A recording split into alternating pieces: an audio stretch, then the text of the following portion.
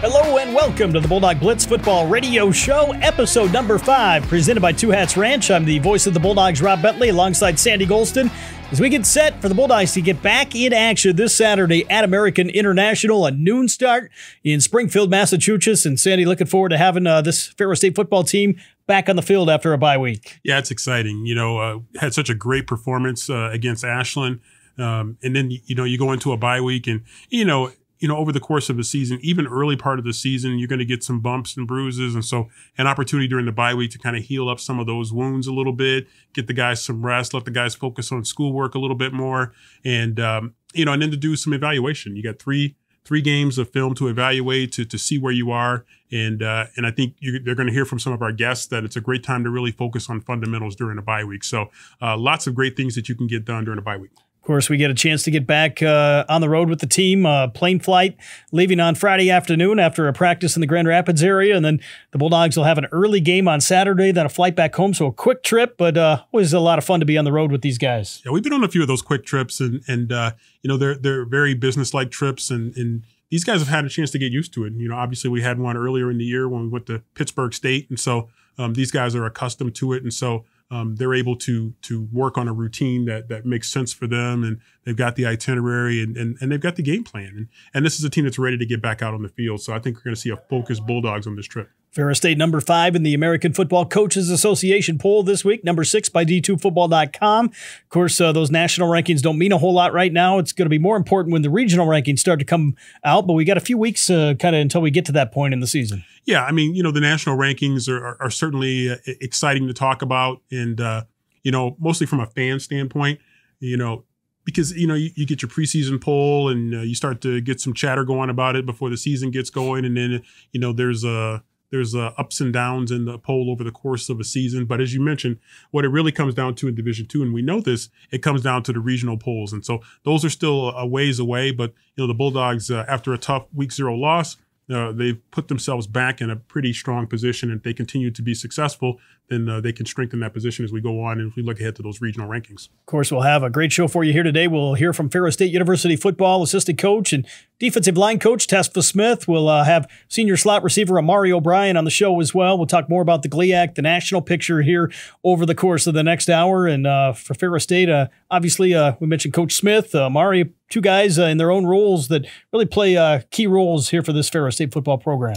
Yeah, I'm excited to hear from Emari because, Ferris State has a great tradition of slot receivers, and so it's going to be interesting to get Emari's perspective on that. And then with Coach Smith, it's going to be fun to hear from him because the defense obviously has played exceptionally well during the first 3 weeks of the season so far. And so it's going to be interesting to get his perspective on that. Of course, we'll have all the broadcast action for you on Saturday as well, an 11 a.m. pregame show on the Johnson Automotive pregame show on Sunny 97.3, kickoff at noon on Saturday up in Springfield, Massachusetts. American International, we'll talk more about. They're off to a 1-2 start, and of course, the Bulldogs saw them last year in the first ever matchup here in Big Rapids between these two programs. Yeah, last year was last year, but the Bulldogs did have a chance to see them and then got to a rematch, if you will, out in Massachusetts. So it's going to be fun to go out there on that long road trip. And you mentioned it, it's a quick turnaround trip, but the Bulldogs fortunate to be able to have that game on the schedule to really fill out that schedule. So looking forward to seeing AIC and making that road trip to Massachusetts. Of course, the Bulldogs will leave on Friday. They'll practice at the Grand Rapids area, Forest Hills Northern High School, I believe, the site this week. We went to Pittsburgh State. We practiced at East Kentwood High School, and obviously Coach Anise has tremendous relationships with the coaches in the Grand Rapids area. He does. Coach Anise has got relationships with so many people everywhere, and it's a great opportunity. And obviously at East Kentwood, it was great. They treated us exceptionally well, and we expect the same at Forest Hills Northern. And so just some great. I tell you what, West Michigan, Grand Rapids is the hub. Just some tremendous prep football there at the high school level. So it's really exciting to be able to go to that facility. Ferris State, second flight already this season, and that's a little bit unique. Of course, last year we had a flight to Montana. We've had some flights in terms of charter flights in recent years going to playoff games, so it's kind of becoming commonplace around here with Ferris State football. Yeah, it is. It's some of the top teams, and you're looking for games, and you mentioned Montana. We were out in Seattle at Central Washington a few years ago in 2019, and so. It comes with the territory, but it's also exciting to go to different places and to see different styles of football, to see different settings. And Montana was a spectacular setting to play a game out at Montana, and it was a great football game as well. So it's exciting opportunities and things that these student athletes will remember for the rest of their lives. Of course, I know there's some parents, some supporters that will be making the trip to Massachusetts as well. I saw our good friend Gary Cheeseborough, who works on campus here. He mentioned that his father-in-law, of course, Bill Shibley, the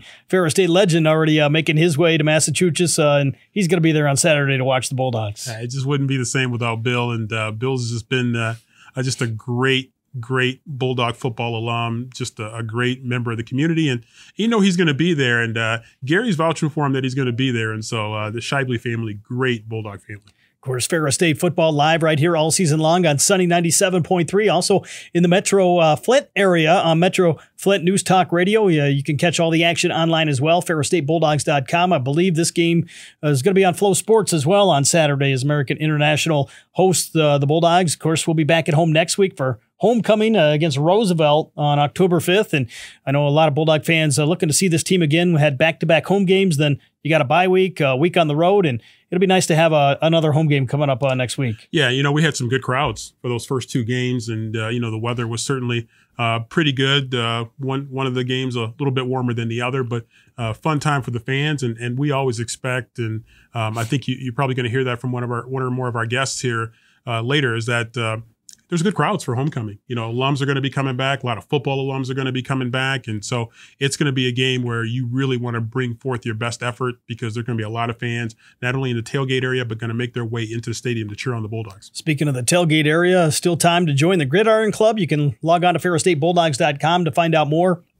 Help support Ferris State football and really enjoy the great tailgate atmosphere, especially on homecoming. Yeah, there are few better times than on homecoming, and becoming a member of the Gridiron Club just opens up a number of perks for you, getting you a chance to really support Bulldog football and to enhance your parking position in the lot and to be able to gather together with some of the top Bulldog fans is just a really exciting time. So definitely encourage people to join the Gridiron Club and really help support and keep us up at a championship level. And a big part of that is what we do in the Gridiron Club. Of course, you can also purchase tickets online along with parking at ferrisstatebulldogs.com/tickets. The homecoming game at 2 o'clock start against Roosevelt, part of a busy homecoming weekend. We got Ferris State volleyball. Ferris State hockey will open the year as well on homecoming weekend, and always a tremendous amount of alumni that come back here to Big Rapids and the Ferris State campus. Yeah, it's going to be exciting. You mentioned hockey and volleyball getting going, and we haven't really had a chance officially to see volleyball at home, so that's going to be exciting. It's always exciting to drop the puck on the hockey season as well, and so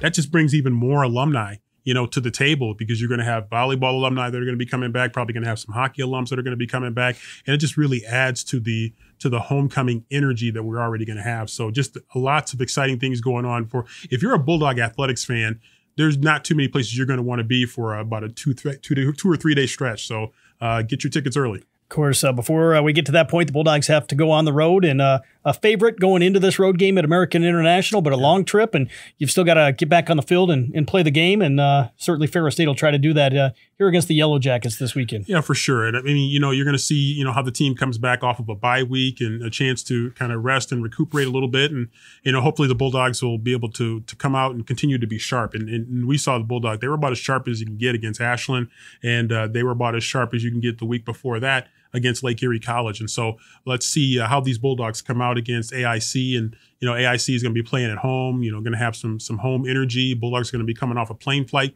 So we'll see how it goes. But Bulldogs certainly, going to be, as you mentioned, a significant favorite coming into the game. But you still got to play the game and you still got to win the game. Of course, Ferris State, as we talked last week on the show, during the bye week, the Bulldogs coming off a big win over Ashland, 43-3. They've outscored the opponents 99-6 in the last 2 ball games, and we'll see if they can continue that trend here this weekend. Yeah, I think I'm excited to hear Emari's perspective on how that offense has really worked to turn things around. And after what we saw against Pitt State, the offense really seemed to just kick it into gear against Lake Erie College, and then they continued that. And then the defense has been lights out all year. Of course, this is the Bulldog Blitz Football Radio Show presented by Two Hats Ranch each and every Wednesday night, 6 to 7 p.m. right here on Sunny 97.3. Of course, live coverage as well on YouTube at Ferris Athletics and on Spotify here. So be sure to tune in each and every week. Been a fun first 4 episodes and starting the 5th one here today. And obviously another great compliment to our offerings here in terms of coverage of Ferris State football. Yeah, it's exciting, and it gives us a chance to talk to some of the people inside the program and in this setting, and we feel like this is a great setting, and we've already had some great shows. We've had some great interviews, some great guests, and just excited for today's guest, and also excited about future guests that we're going to have on the program. We'll be back with one of those guests after we come back right here on the Bulldog Blitz Football Radio Show, presented by Two Hats Ranch.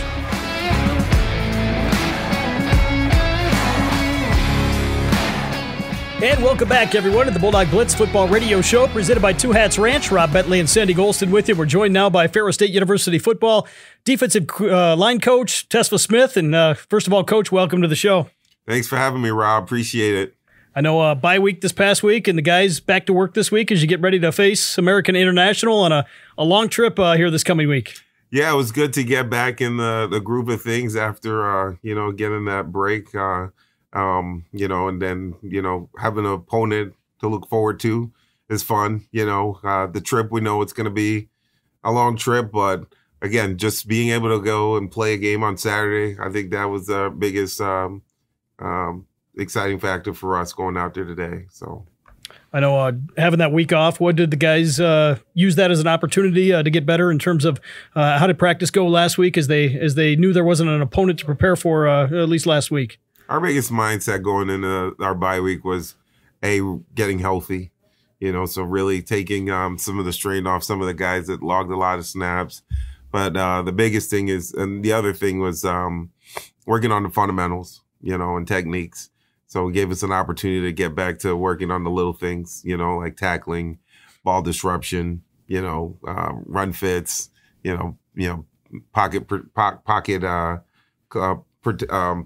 pocket assignments, and being able to stay in our pass rush lanes and all that. So it was good.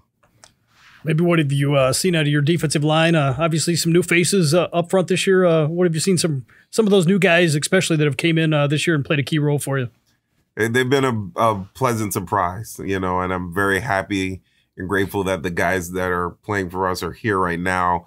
But it's also a work in progress, So I think they've got a lot of growing to do, and I think that's the exciting part for these guys as we move on to the season is they still have some chance to really progress and get better, and we don't want them peaking now, so hopefully they'll peak towards the end of the year, and if we can get them to peak at that right time, I think that'll be a really beneficial for us defensively.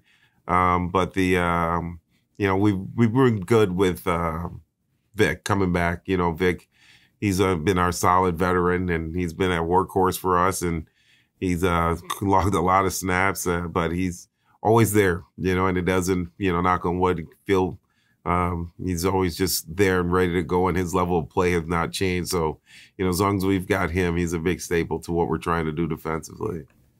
Before we get into talking more about this week's opponent and this week's game, obviously for you, you've been around Big Rapids now, hard to believe, for almost a decade.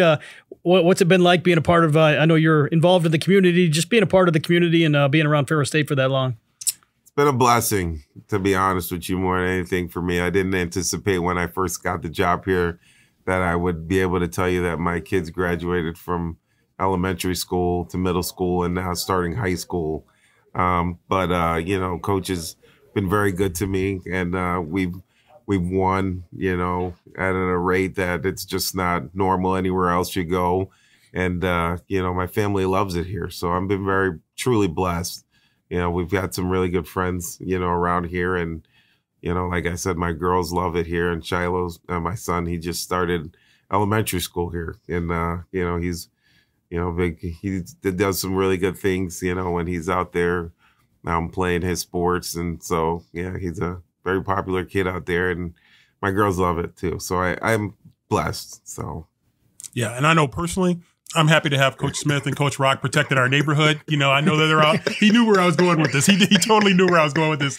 I'm just glad that Tesfa and Brian are just out here looking out for our neighborhood. But just going back a little bit to the bye week, you guys had a chance to get some film, on your players and talk a little bit about it from that aspect to have a chance, because you guys played a week 0 game, A, and B, you played a very tough week 0 game. And so you've got a chance to evaluate a lot of your team. from week 0 to where you were at the bye week? Maybe talk a little bit about that aspect.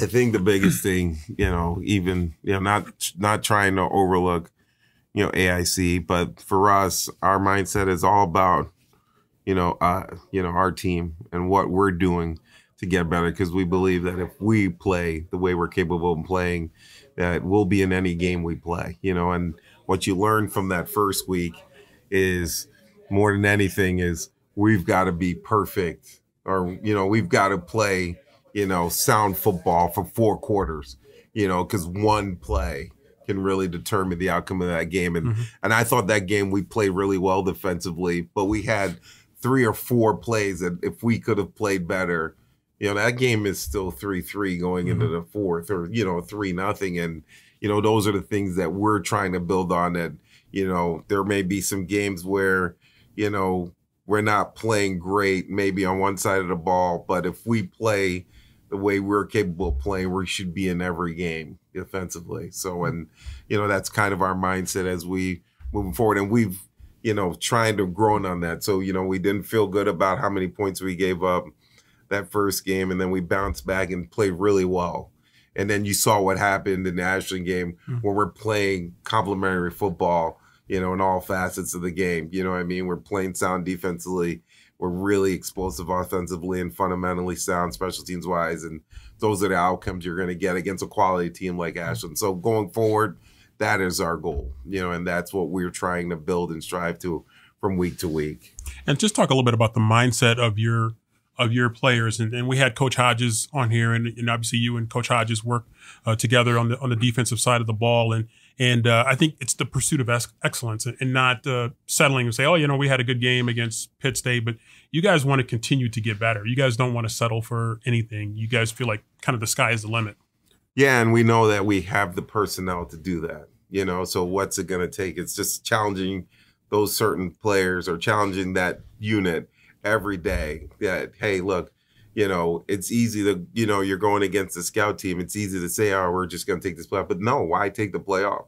Why not play? Because one of the biggest compliments you can get when someone watches that film of your unit is, wow, those guys play hard, or wow, those guys play fast, or wow, those guys run to the ball. And those are the things, when you talk about great defenses, those are the characteristics that you usually hear is they play hard, or they play fast, or they run to the football, or they tackle well, or they do a great job of ball disruption. And so those are the things that we know ultimately if we want to get back to where we've had those successes in the past, we need to do defensively. Yeah, and then last thing before I throw it back to Rob, you guys didn't take your foot off the gas pedal defensively, and even when you rotated some guys in against, a good Ashland team, you guys really kind of managed to stay focused right down through the end. And just talk a little bit about that and just not wanting to let up and wanting to maintain that focus from start to finish.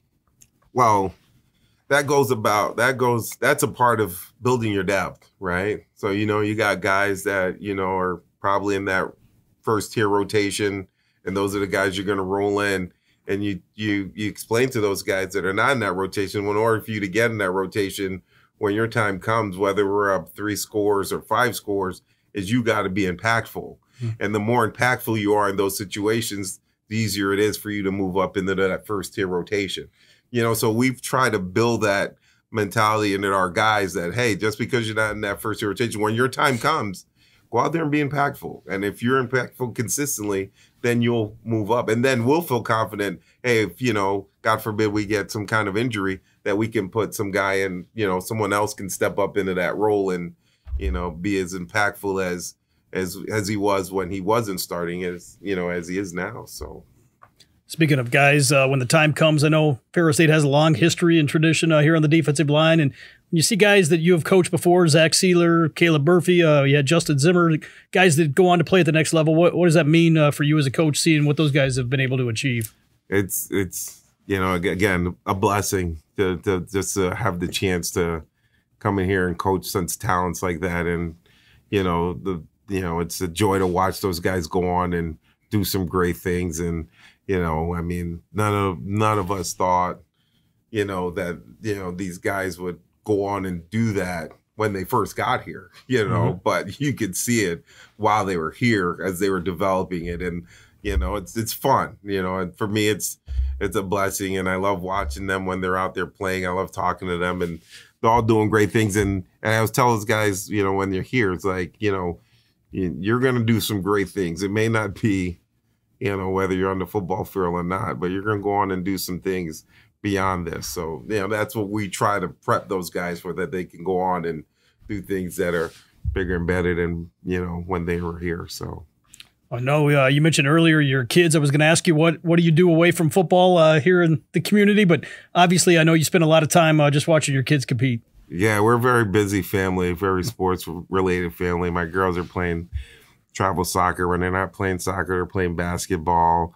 When they're not playing basketball, it's track and field, So, and then Shiloh, he plays basketball, soccer, baseball. So we've stayed fairly busy throughout the different sports during the different seasons, and that's what I live for. I live to go out and watch my kids, and being here, coaching under Coach Anisia allows you to be able to do things like that, and I'm truly blessed to enjoy that. So, well, Coach, thanks for the time. Appreciate the conversation, and best of luck on Saturday against American International.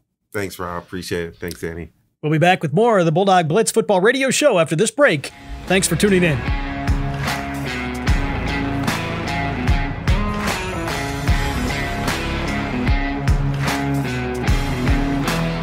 And welcome back, everyone, to the Bulldog Blitz Football Radio Show presented by Two Hats Ranch. Rob Bentley and Sandy Golston with you as the Bulldogs get ready for American International this Saturday up in Springfield, Massachusetts. Time to take a look, though, at the GLIAC and the national scene in some recent games here. And we've had some big matchups already this season among ranked teams, and now getting to some of the GLIAC teams that are really in action against some very good teams. Yeah, we've already, as you mentioned, there have already been some really heavyweight battles, and obviously week 0 we had one in a non-conference game against Pittsburgh State, and there are a number of those that have taken place across the country, and I think on GLIAC side there's going to be some big ones coming up this week, but nationally there's going to be some really titanic battles that a lot of people around the country are going to be watching.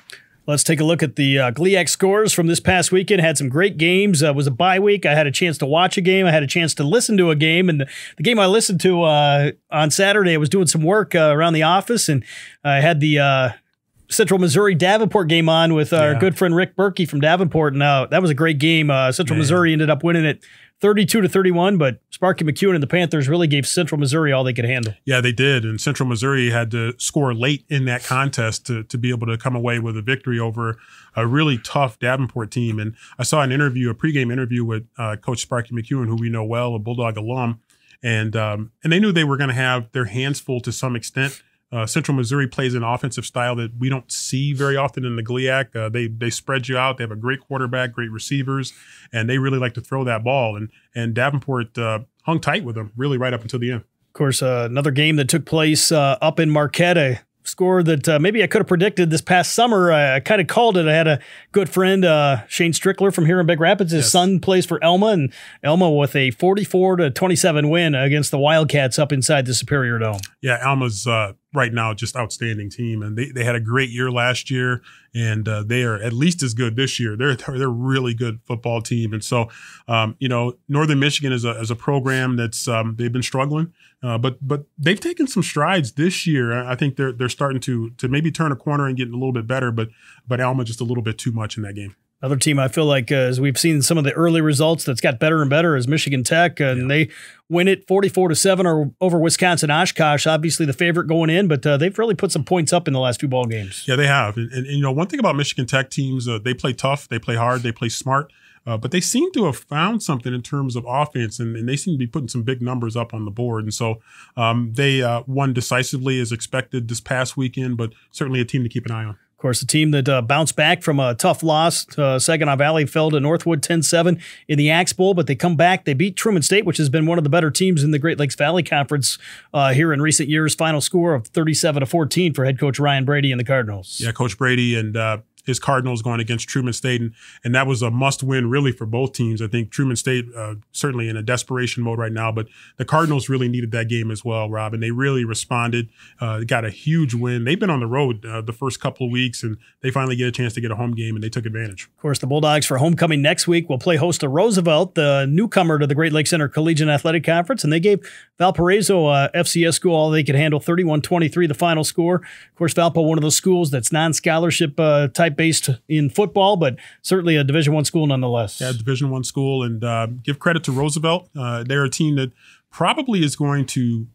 transition up to the Division II level, and maybe a little more ready than some teams have been making that transition. So Bulldogs will certainly get a chance to see them on homecoming. Of course, Wayne State had a tough draw. They took on Indianapolis, and Indianapolis, a team that's still unbeaten, probably the favorite to win the GLVC, and they defeat the Warriors by a score of 30-6 in Detroit. Yeah, to be fair, Wayne State's had a really difficult schedule to start the season, and Indianapolis is a team that we expected to be pretty good. Nationally, people expected them to be pretty good, and they really came in and asserted themselves early and just really never took their foot off the gas pedal and cruised to a big win. Of course, the final game of the night, a score that was pretty close, a one-score game in the end. Had a chance to watch most of this game on Flow Sports. Grand Valley State defeats Wisconsin Lacrosse 20-13. Wisconsin Lacrosse, the number 5 team in Division III football, and never really felt like Grand Valley was in danger of losing the game, but a game that they never really pulled away from Wisconsin Lacrosse. Yeah, I mean, we knew that Wisconsin Lacrosse was going to come in a very good football team, and they were coming in against Grand Valley, also a very good football team. So you had a top 5 team in Division III and a top 5 team in Division II. And we know Lacrosse is going to play really tough, and they did. And Grand Valley, like you said, Grand Valley, I agree. I don't think they were ever really in danger, but Wisconsin Lacrosse was able to hang tough in the end. But Grand Valley finds a way to get it done in the end as expected, but certainly a battle there for quite a bit of that game. Let's go around the country with some other scores from around the nation. A surprising score. Colorado Mines goes on the road to Chadron State, northwestern Nebraska, and wins it, but a final score of only 13-12. They had to play without their top receiver, Max McLeod, for the first half, and a somewhat surprising low-scoring game. Colorado Mines, a team that traditionally puts a lot of points on the board. Exactly. I think that's probably even more so than the fact that it's a close game. I think the fact that it was such a low-scoring game at 13-12, but Colorado Mines, as championship teams or championship caliber teams do, they found a way to get it done when they weren't necessarily at their sharpest. Wingate, number 23 in the country, falls to Carson Newman, 31-28, the final score in that ball game. Ashland, a team the Bulldogs just beat a couple weeks ago, defeats Hillsdale 24-21. Kind of a tough start for the Hillsdale Chargers here early on in the year. Yeah, tough start for the Hillsdale Chargers, and but that was a game that Ashland had to have. Ashland's had a very difficult schedule to start the season, IUP, and then, of course, us, Ferris State, and they get a much-needed win. Of course, Lenore Ryan, a team that keeps finding ways to win. They defeat Mars Hill 29-21. Minnesota State continuing to roll along as they're one of the top 5 teams in the country. 40-6 over Minot State, a game in which a lot of people thought that one was going to be relatively close. Poria State, of course, had a big win the week before over Pitt State. They defeat Missouri Western in a close one, 30-27, and they're still unbeaten, and a lot of people vying for them to move up in the national rankings. Yeah, and I think they took a big step there as Missouri Western hang tough with them a little bit, but give Emporia State credit. They're a team that maybe wasn't quite on people's radar earlier in the preseason, but boy, they sure are now. Of course, speaking of Pittsburgh State, they bounce back. They defeat Washburn 39-31. Northwest Missouri, after an 0-2 start, playing some better football, they defeat Missouri Southern 59-0, the final score in that contest. Yeah, I don't know what turned around for them, but Missouri Southern was able to put some points on the board against Pitt State, but not so much in this game. Northwest Missouri, for some reason right now, they seem to be rolling. Of course, another team that rolled this past weekend, Valdosta State, also a top 5 team, defeated Erskine 73-0, the final score in that ball game. Central Oklahoma, of course, had the big win. They come back and they beat Nebraska Kearney. What was a close ball game until the fourth quarter, 32-17, the final score. Yeah, very close game. You mentioned it kind of pulled away a little bit, but Central Oklahoma, definitely a team to keep an eye on. Tiffin defeated Northwood. Northwood had been playing well, 31-23, yes. The final in that ball game. Delta State got a close win over Fort Valley. Bemidji State over Sioux Falls, 28-24. And then we move into the great American Conference, where Henderson State defeated Arkansas Tech 27-12. They'll have a big ball game coming up that we'll talk about shortly this week. Ouachita Baptist defeats Southern Arkansas 25-20. And then kind of a thrilling game in double overtime. It was West Alabama 35, West Florida 33 as the Argonauts fall in that one, heading into a big matchup against Grand Valley at Lubbers Stadium this week. Yeah, West Alabama, we talked about Emporia State jumping up on people's radar, but West Alabama has two, and that's an interesting game for West Florida because with Grand Valley coming up, West Florida, how good are they? I think we're going to find out here coming up. Of course, the final game of the night was the late game in Central Washington all over West Texas A&M, 45-3. Final score, West Texas A&M, a team a lot of people thought would be improved this year, but Central Washington is playing some pretty good football here early on. Yeah, Central Washington is good. That's the traveling team is they have to put on a lot. We talked about us taking a few plane flights. Central Washington takes a lot of plane flights. Let's go around the GLIAC games this week here in the GLIAC. Roosevelt will play a non-league game against Campbellsville of Kentucky on the road. We've got Ferris State, of course, at American International on Saturday. Truman State will play host to Wayne State as the Warriors venture to the road. It'll be Davenport going on the road. They just faced a team from Missouri. They'll go back to Missouri this week to face William Jewell.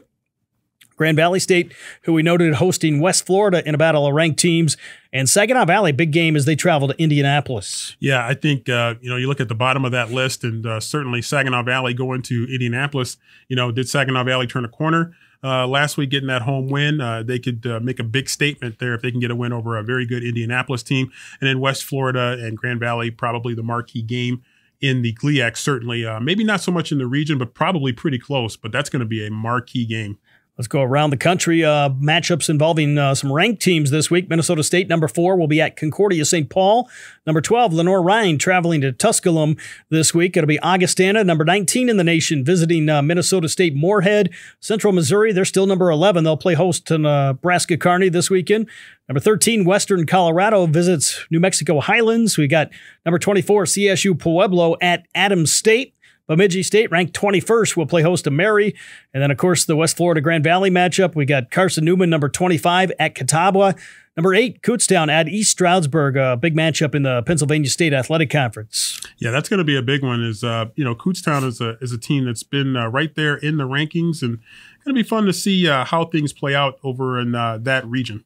Other games, Valdosta State, number 3 in the D2Football.com poll. They'll visit, or actually play host to number 18, West Alabama. It's a big game. Big game there. Number 23, Central Oklahoma, will play host to Fort Hays State.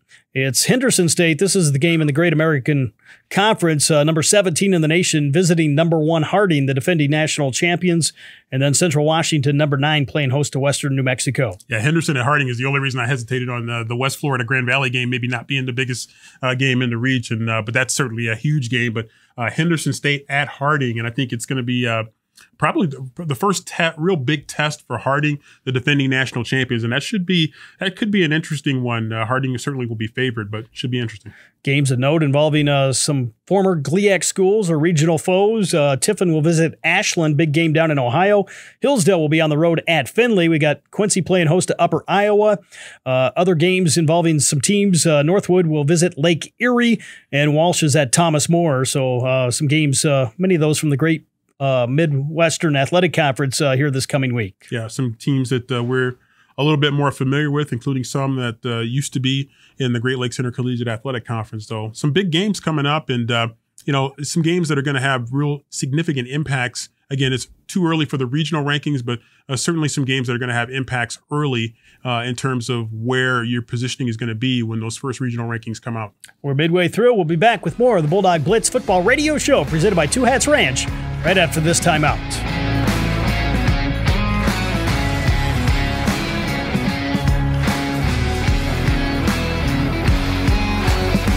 And welcome back, everyone, to the Bulldog Blitz Football Radio Show presented by Two Hats Ranch. Rob Bentley and Sandy Golston with you as Ferris State gets prepared this week to travel to Springfield, Massachusetts to face the Yellow Jackets of American International. A noon kickoff on Saturday is Ferris State the odds-on favorite going into this matchup after a 56-0 win in the first ever meeting between these two schools last October right here in Big Rapids. Yeah, Bulldogs certainly put a lot of numbers up in that game last year, and they're going to get a chance this year. And the thing you like is Bulldogs coming off a bye week, coming off prior to that bye week, coming off 2 very impressive wins, very dominating performances. And so Bulldogs feel like they're in a good position heading into this game. Of course, the Bulldogs will face an American international team that's off to a 1-2 start. They were 3-8 overall a year ago. Of course, one of those losses here to Ferris State in Big Rapids at Top Taggart Field. Results this year so far, they beat Shippensburg in the season opener, a big win over a PSAC school, 28-3, but then they fell to Southern Connecticut State on the road, 35-21, and then lost this past week, 37-20 to St. Anselm at home. Of course, some of these opponents' teams, the Bulldogs traditionally do not match up against or do not know a whole lot about, so kind of a unique setting in which you're facing an opponent that isn't playing a lot of the same competition the Bulldogs are. Yeah, that's what happens with some of these games where you go long distances to be able to play. The one thing you see looking at those scores is that they've shown that they can put up some points, and their lowest point total is 20. So they've put up some points, and so that tells me that they do have some skill players out there that you're going to have to be cognizant of. So that's going to be something that the Bulldogs are going to have to pay attention to. But certainly, you like the way the Bulldog defense is playing right now through 3 games, and you certainly feel like they're going to be up to that challenge. Of course, I saw one of the Bulldog coaches in the hallway last week during the bye week, and they said this team has some talent that they're going to face in terms of the playmakers and have shown the ability to score some points. They're under an interim head coach in Dan Chipka, but he was part of the staff last year, was actually the offensive coordinator when they came to face the Bulldogs last season. Yeah, so one of those things when you've got some good skill players like they do, and we just talked about, a lot of it is going to happen on the line of scrimmage. And the Bulldogs, we talked about the defense, Rob, but I think also one of the big strides that the Bulldogs have taken, the offensive line has really played much better the last couple of games as well. And so those are the guys that I think those guys in the defensive line, they're going to make probably the difference in a game like this coming up. Of course, this in the northeast part of the country, the Bulldogs traditionally have not played a lot of teams from that area of the country. Maybe back in the 90s when you think of some of those playoff games against teams like New Haven or some of those other teams they might have faced back in the playoff runs of the 1990s. But this is going to be a little bit different type of experience, traveling just outside of the Boston area in Springfield, which, of course, is the home of the Basketball Hall of Fame.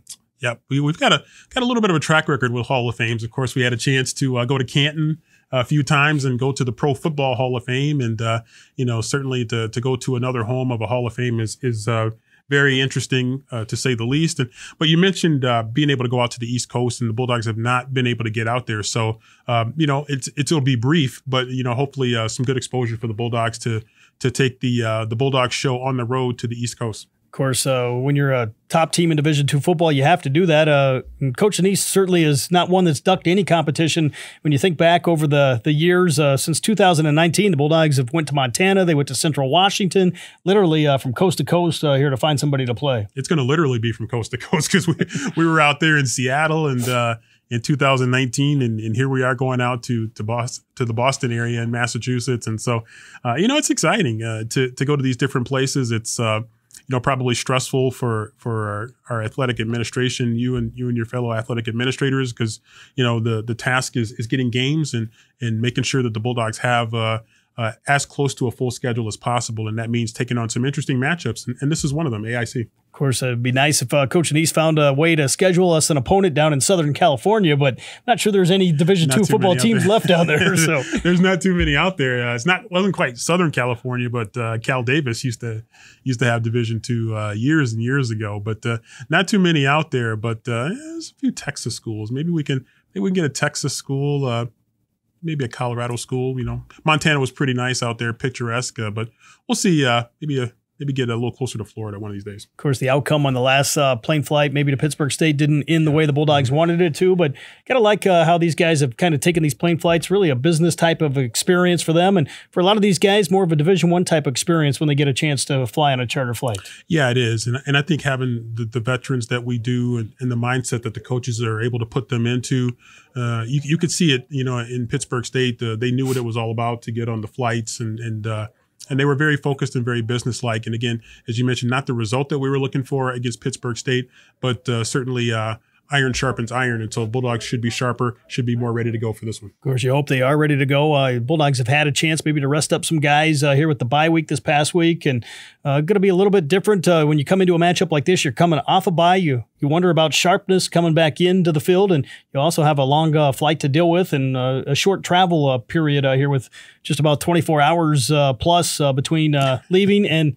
returning home to the Grand Rapids area. Yeah, it's a bit of a whirlwind trip, but again, we've done this before. To a little bit. The Pittsburgh State game was a little bit different. That was a night game. But, they do have some experience with that. But, it's great to get the guys that had a chance to maybe, get a little bit of time during the actual bye week, and then you get back into game week getting ready for American International. And so, it's exciting to see the guys getting ready to go, and ran into a couple of guys outside of the sports complex, and they're excited to get back on the field. Of course, we'll have all the coverage for you starting with the pregame show, the Johnson Automotive pregame show at 11 a.m. from Springfield, Massachusetts, kickoff at noon on Saturday against the Yellow Jackets. While we have a chance, let's go around Ferris State Athletics and talk about what else is going on here in Bulldog Athletics. Of course, as we hit the month of October, hockey season, home volleyball matches right around the corner, but a lot going on this past week. The women's cross-country team had a big performance. They won the Lansing Invitational. They'll next be in action coming up at the Louisville Classic on October 5th. The men placed 4th at the Lansing Invite, so strong start for those cross-country teams. Yeah, that was really exciting, particularly for the women's team, and saw some cool images of that, and I know that was a big win for them. Of course, the Ferris State soccer team had a big weekend. They will get ready to host Davenport on Sunday here at the Bulldog Soccer Field, but they won their first 2 conference games, both on the road, 5-2 over Roosevelt, behind a couple goals from senior Autumn Burns, and then the Bulldogs, a big goal from Catherine Welch, get a 1-0 win at Parkside on Sunday, and they're off to a 2-0 start in the GLIAC. Yeah, great couple of wins there for the Bulldogs, and won that second game in a little bit of a rainy mess. Well, actually, a lot of a rainy mess, but they found a way to get it done. So great couple of wins for Coach Henson and the team. Another team that keeps finding a way to get it done. Bulldog Volleyball, a red hot start. They're 9-0 on the year. Ranked in the top 10 in the country. They defeated Grand Valley State, the number 16 team, 3-1 in the conference opener down in Allendale. Then they follow that up with a 3-0 sweep at Wayne State as they get ready to head to the Upper Peninsula to face Michigan Tech in Northern Michigan this weekend. Yeah, Bulldogs off to a blistering start, and had a chance to take on Grand Valley in a game that pretty much everybody in the nation was talking about, certainly from a volleyball standpoint. And, they just really a focused effort to get a 3-1 win, and then no sign of letdown as the Bulldogs win 3-0 against Wayne State. What a tough way to start GLIAC play. You take on not only your rival, but the other team that's in the top 25 in the national rankings. Yeah, it's crazy. You do that, and then you go on to Wayne State, and then, oh, by the way, you get to go to the Upper Peninsula, and you still haven't officially played at home yet. As we're doing the show right now, just saw some of the Ferris State men's basketball players walking through the hallways. They just announced their schedule for this upcoming year. Some of the jersey numbers announced as well. We've had a chance to watch those guys scrimmage.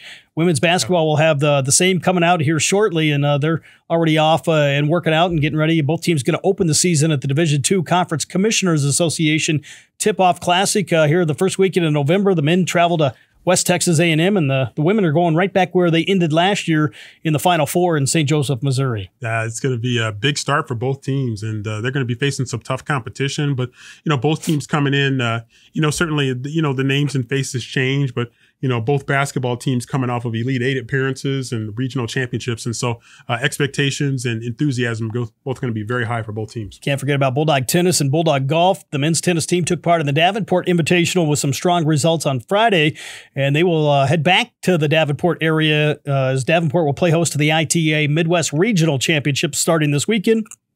And both Ferris State golf teams have been in action.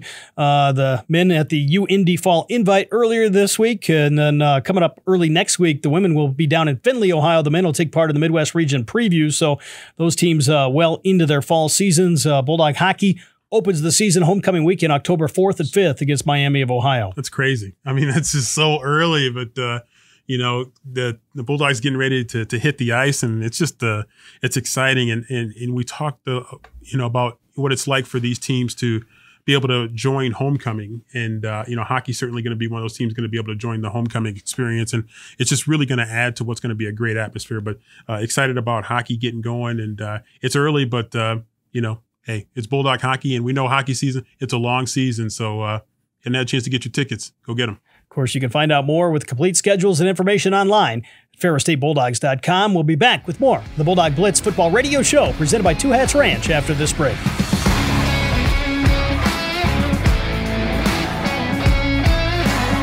And welcome back to the Bulldog Blitz Football Radio Show, presented by Two Hats Ranch. Rob Bentley and Sandy Golston with you, and we're joined now by Ferris State University senior slot receiver Emari O'Brien. And Emari, first of all, welcome to the show. Thank you. I'm glad to be here. Maybe talk about just how the season has went for you so far. Obviously, playing a key role here as one of the starting slot receivers here for the Bulldogs, and coming off a couple pretty good performances here at home. Well, for me, we kind of started off rocky first game of the season, but it's always early like that. We always start off bad, but we came back first couple games after that with a chip on our shoulder, showed the world, showed the whole Division II that we're nothing to play with. For me, I've just been trying to help the team, honestly. I haven't really been making too many plays, but when the team needs me, I'm always there to make a play. So that's about it, about the season so far. I know you've had a chance really to kind of grow up here as a Bulldog and played behind some great slot receivers that have came before you. Maybe talk about some of those guys that have played in front of you and kind of the lessons they taught you moving forward to help the younger guys now. Yeah, for sure. When I first got here, in 2019, so I was behind Javon Shaw, Marcus Taylor, Deion Earls, and Fuse. So playing behind them, I learned a lot, honestly. Shaw really just kept me level-headed, maybe because I guess they were TA had him feeling the same way that I was feeling when I first got here. Marcus Taylor, he was a great player, so I kind of learned off him the way he moves, the way he does certain moves, and the way he runs certain routes. He's currently our slot coach, so he still teaches us some plays, some ways he runs his route because he sees it differently than the coaches might see it. Fuse was always just cool, level-headed, so he really wasn't too much. And then Deion, he was just being Deion all the time. So. Maybe talk about what brought you to Ferris State. Why did you decide to become a Bulldog? For me, I was watching the game, the national championship game, and I was just like, the slots get the ball a lot. In the high school, I got the ball a lot. So I'm like, okay, I might have a chance to get the ball a lot here. And then my older brother, Lindrell Mitchell, he went here as well. So I was really interested in playing with him because I didn't play with him in high school. So I was interested in playing with him. But when I got here, he was gone. And then, talk a little bit about, the offense. And you mentioned a little bit of a struggle out of the gate with Pitt State in week 0. But you guys really recommitted yourselves and just really the next 2 weeks with Lake Erie and then with Ashland, you guys just really took off. Just talk a little bit about that dog that, the offense got back in them. Yeah, so after that game, it was like a wake-up call. It's more so now we're in a competition with our defense. We're in a competition to see if we can score 100 before they can hold a team to 0. That's what it feels like now on the field. So it's more so we're playing against ourselves. Now we're in a battle with our defense. And so we're just playing our game now. We're back to us. So we're going to get going really quickly here. Yeah, how did it feel for you guys, as the rest of the offense to really see Trinidad bounce back? Because he bounced back in a big way, and it just looked like he was ready to get back out there against Lake Erie, and then he just kept it going against Ashland. Yeah, so Trinidad, we had to give him a little talk. Trinidad, he was a little shaky the first game. His first game jitters. Everyone has those. But when Trinidad got back on the field against Lake Erie, he was just like a different person. He turned over a new leaf.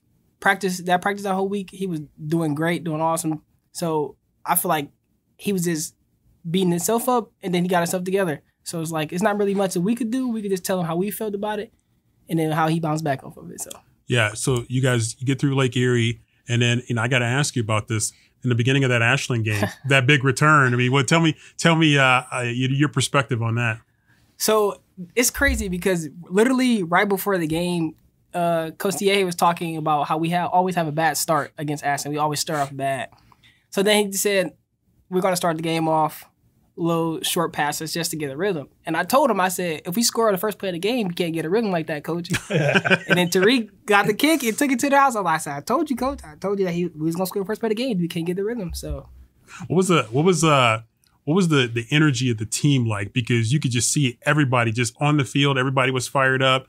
On the sideline, everybody was fired up. I don't think I've ever seen Coach Rock that fired up. So what was that like? Because that really just launched you guys after that. Yeah, because Coach Rock is the kick return coach. So Coach Rock loves kick return, touchdown, big returns. So once Coach Rock gets hyped up, the whole team gets hyped up. So Coach Rock is a big part of our hype because he's not really super energetic. So Once he gets hyped up, everyone's hyped up.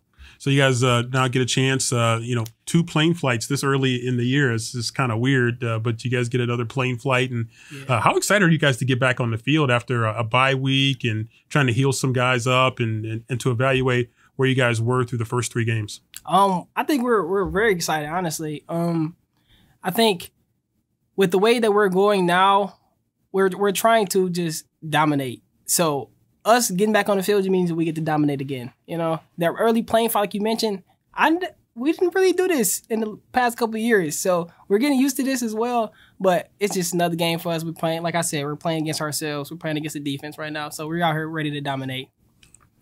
Emari, maybe talk about some of your memorable moments being a Bulldog. Obviously, a couple national championship games since you've been here. Ferris State, you had the trip to Montana last year. Maybe just talk about some of the big moments for you as a Bulldog. Well, I want to say my biggest moment was probably my first touchdown against Northwood in 2021. So that was probably like my biggest moment. And then one of the key touchdowns that I feel like I contributed with the playoff run again, I think it was 2022. When I scored against Davenport, I caught the ball on one side of the field and I ran all the way across in the snow. I feel like those 2 plays really like shaped how everyone views me. Like I get the ball speed and space and I'm gonna be pretty good. So those plays in the national championship games were just out of mind. Like I didn't really play much in either because the first game it was young and then the second game I was a little banged up, so I didn't really play much. But the experience there to see our team win, it was just great. I know here in the offense, obviously a lot of talented playmakers. When you think of guys like Tyrese Hunt-Thompson, some of the running backs, maybe just talk about what it's like for you playing in an offense where certainly there's a lot of explosive players, guys' ability to score the ball. Playing in that offense is just like it's so much better than what it was in high school because in high school everyone's looking to key on you. But when you have a lot of explosive players, you can't just key on one player. You can't box one player in. You have to worry about what another player can do. So with players like Tyrese and Cannon and James Colby, Trinidad at quarterback, with all the slots of Brady, Tariq, Jeremiah, we're stacked. Cam is a silent playmaker, so once you get Cam going, it's going. We're going to go far. Certainly, he had a couple big catches against Ashland. As you look ahead here, obviously I know it's a one game at a time type mentality, but you got American International this week. You come back at home, a big homecoming game as always, and always a great crowd. What will it be like to kind of play in front of those fans here at homecoming? Homecoming, the fans are always loud and live. So I'm really ready to play at homecoming because I'm ready to get back from Massachusetts and get to practice so we can get to homecoming. Because I like the homecoming atmosphere. It's way better than any other atmosphere because it's people coming from other schools to come watch us play. It's people, our fans are jacked up because the tailgate, they're all out there tailgating. There's way more people out there. So they get to really see what Ferris State football is about. I know earlier you kind of mentioned the competition you guys have against the defense. What's it like going against those guys every day in practice, and how does that prepare you guys for the next opponent? For me, I feel like we have the best secondary in Division II football. We probably could compete with a couple of Division I schools if we really tried. But competing against them every day is just like, it's a great feeling because you know that you're going against great players. You know that the players that you're going against have great talent. So it's not like it's a walk in the park. You literally get to work on your craft every day. So that's a great part of playing against the defense that we have. As you get ready to go into the month of October, maybe talk about some goals that are still out there for you guys as you look to obviously compete for another postseason opportunity. Yeah, so the month of October, it means we get into the middle of the season. Coach Tia just brought that up last week during our bye week. He brought it up how we were in almost near the middle of the season, which October is middle of the season. So we just ready to get going, because like I said, we had a rocky start, but like the season's going on, we're going to progress. We're going to do better on offense. We're going to add in new things. You're going to see a lot of new plays, new players, break away from things. So I'm really excited to see what we're going to do. Finally here, before we let you go, I know away from football, maybe some things you like to do here when you're not on the football field. Well, for me, I just be chilling a lot. Like I just sit in the room, watch YouTube. I like to sleep in my free time as well. That doesn't change when you get older, by the way. But I'm a part of a fraternity as well, so like I like to make up a few strolls, and I have a clothing brand as well, so I make clothes on the side as well. Nice. So, yeah. Well, Emari, thanks for the time. It was great talking with you here today, and we look forward to watching you get back on the field this Saturday against American International. Thanks for having me. We'll be back with more of the Bulldog Blitz Football Radio Show after this quick timeout.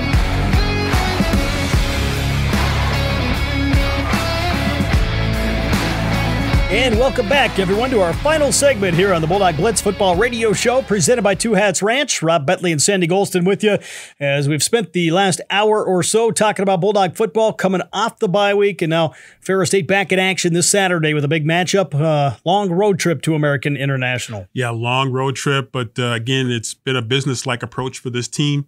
And we saw a long road trip earlier this season. And so this is a very focused team with a lot of veterans, a coaching staff that's been here for a number of years, that's coached at the highest levels of Division II and won at the highest levels of Division II. So you expect a definite focused approach to this road trip. Of course, Ferris State going onto this road trip. The Bulldogs a heavy favorite going into this matchup before they return home to host Roosevelt on homecoming. Maybe a chance here with some guys coming off the bye week, hopefully a little more healthy, and really a chance for this team maybe to pick up right where they left off against Ashland a couple weeks ago. Yeah, I think you certainly hope that the Bulldogs have been able to heal up some bumps and bruises, and you're going to get those along the way of a Division II college football season, and so the Bulldogs know that that's something that's going to happen, and hopefully you've been able to heal up some of those guys, and what you hope is that the Bulldogs can be successful, and if they're fortunate, they can put themselves in a position to be able to use some of that depth. A little bit tougher on the road, but certainly you hope that you could be able to do that and continue to stay healthy, and Bulldogs should be heavily favored as well for the homecoming game. But first things first, they got to take on and defeat American International on the road. Like what both Coach Tesfa Smith, Emari O'Brien, senior receiver, said here on the show today when they were talking about the bye week, the Bulldogs really used that as an opportunity to get better and kind of work on their craft during those practices last week. Yeah, that's what it's all about. It's an opportunity, certainly for coaches to evaluate film and to evaluate things more holistically. But it's also an opportunity, as they mentioned, to get back to the fundamentals, just throwing the ball, catching the ball, blocking, all the little things that they seem like little things, but they make a big difference in games. And so the Bulldogs have had an opportunity to focus on that.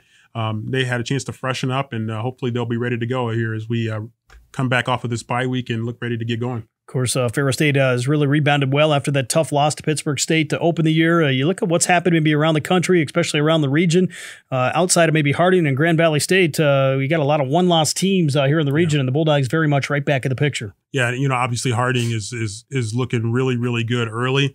Haven't really been challenged yet, but we expect that Harding is going to be very, very good. They're going to get their first challenge this weekend, and so that's going to be interesting. Grand Valley off to a great start as well, undefeated. They've haven't necessarily won as decisively in some of their games, but they're undefeated, and that's that brings confidence. And so certainly right now Grand Valley and of course Harding, the defending national champions, right there at the top of the region. Of course, a lot of games left to be played here, and we hit the month of October, and the games are only going to get bigger and bigger here for the Bulldogs from here on out. Yeah, I think one thing we're seeing, Pittsburgh State, they got knocked off, and then they had a tough game this past weekend, and so.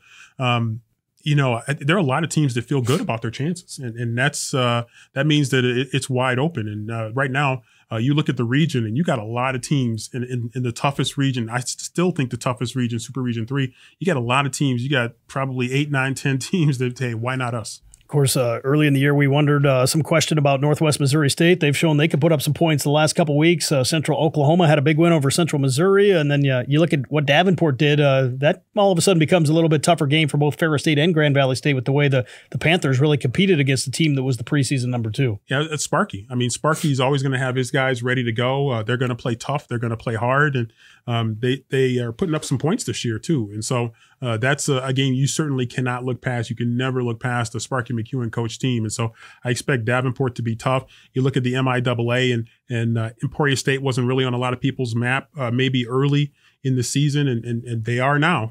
I mean, because they look pretty tough now. And I think in the GAC, who knows who's going to emerge and who might rise up to be able to challenge Harding. So again, boy, Super Region 3, it never stops being tough. course, one team we haven't really mentioned out of Super Region 3 is Indianapolis. They're still undefeated. Yeah. They got a big win over Wayne State this past week, a dominating win. And we'll find out maybe just how good they are this week as Saginaw Valley travels down there to play them. Yeah, that's going to be an interesting test. Saginaw Valley may be getting a little bit of confidence and trying to see if they can go and spring the upset of Indianapolis. But it's going to be a wild race in Super Region 3. Of course, we'll have all the action of all Ferris State football games here the rest of the year on Sunny 97.3 and online at ferrisstatebulldogs.com. Also live in the Flint area on Metro Flint News Talk Radio. Here, thanks to a new partnership this season. Of course, all the GLIAC games and all the remaining games here for the Bulldogs going to be live on Flow Sports as well. And we'll have the coverage for you of all home games. And just looking forward to being back in the booth calling Ferris State football. Had a nice bye week, but ready to get back at it here this Saturday. I'm ready. I mean, it was a restful bye week, to some extent, but I'm excited. I mean, you get to this time of the year and, we want to be in the booth and, we want to be out on the practice field and, we want to be with the team. And so we're excited about that and looking forward to this long trip. Of course, Ferris State, a number of games left to be played here this season. And obviously we encourage Ferris State fans to come out and watch this team, support this team. You can find out more online at ferrisstatebulldogs.com. Homecoming next week against Roosevelt, a 2:00 start. The Bulldogs will have another home game in the month of October against Michigan Tech coming up on the 19th, and then back-to-back home games to finish the season against Saginaw Valley and Davenport in November. Yeah, get your tickets, and especially for homecoming. That's going to be just a great turnout, and all the people that are going to be here, and some Bulldogs that maybe haven't been here in a few years, few decades. It's going to be exciting for that. But there's some big games coming up, and you mentioned Michigan Tech coming up, and Michigan Tech looks pretty good right now. So that is looking like that's going to be a really good game. So it's an exciting prospect for the rest of the season. Some big games coming up, and certainly want to see the fans come out and really support this team. We're going to need all hands on deck here as this schedule continues. Of course, homecoming, always a lot of festivities, a lot of things take place. You got the crowning at halftime during that game. But one thing that we are going to do is honor during that homecoming game the 2014 Bulldog team that won the GLIAC championship, the first conference title under head coach Tony Anise, and some guys expected to be back for that one to be recognized. You think back to that team and really kind of set the foundation in terms of championship success, led by Jason Vanderlaan, Jake Lampman, Justin Zimmer, Adam Bennett. The list kind of goes on. Yeah, so many of those great guys that they were the pioneers. They were the ones that really got this thing started. A lot of those guys really came in with Coach Anise and some members of the staff that continue to this day. And so I'm excited that we get to honor that team because they're the ones really that helped get this thing started. They can really look at themselves as the foundation for the 3 national championship game appearances, 2 national championships. Of course, first things first, the Bulldogs will try to get back with another win in the column this Saturday as they travel to American International. Kickoff again at noon Eastern time from Springfield, Massachusetts. We'll have the pregame coverage for you starting at 11 a.m. with the Johnson Automotive pregame show, both on Sunny 97.3 and online at ferrisstatebulldogs.com. I'd like to thank the president of Ferris State University, Dr. Bill Pink, athletic director Steve Brocklebank, our entire athletic department staff for helping make this broadcast possible. In addition to Steve Masters at Sunny 97.3 and all of our advertising partners, including Two Hats Ranch, the presenting sponsor here at the Bulldog Blitz Football Radio Show. For my partner Sandy Golston, Rob Bentley with you. Catch you next week. This has been the Ferris State Bulldog Blitz Football Radio Show presented by Two Hats Ranch.